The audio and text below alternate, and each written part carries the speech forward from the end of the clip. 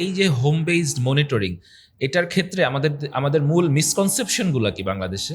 আমরা অ্যাকচুয়ালি কেয়ারটাকে খুব ভয় পাই।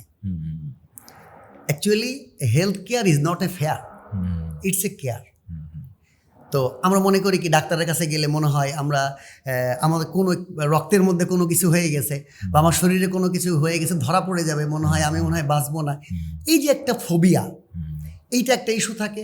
মনে করো আমি তো সুস্থই আছি, আমার কেন ডেলি মনিটরিং লাগবে?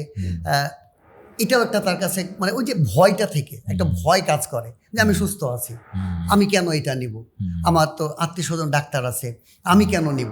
অ্যাকচুয়ালি আত্মীয় স্বজন ডাক্তার থাকলেই যে মানে রেগুলার মনিটরিং হয় সেটা কিন্তু না। আমরা যখন কোনো বিপদে পড়ি তখন আমরা আমাদের আত্মীয় স্বজনকে ফোন দিই। বাট আমরা যেটা করছি যে আপনাকে বিপদে পড়ার আগেই যেন আপনি সংকেতটা বুঝতে পারেন, সেইটাই আমরা করছি।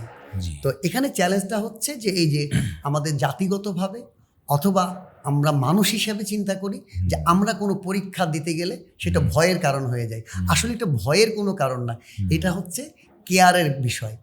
আপনাকে কেয়ার করতে হবে, কেয়ার নিলেই বরং বড় ভয় যেন না হয়, সেই জায়গায় আমরা থাকতে পারবো। এবং মানুষের তো আসলে অনেক হয়রানিও হয়, একটা জায়গায় গেলেও দেখা গেল যে অনেক অতিরিক্ত অনেক সময় টেস্ট করতে হয় বা মানুষ বুঝতে পারে না কোথায় ভর্তি হবে, সাফারিংস আছে, দালাল, অনেক ব্যাপার আছে কিন্তু স্বাস্থ্যক্ষেত্রে যেগুলো ইমপ্রুভ করা দরকার।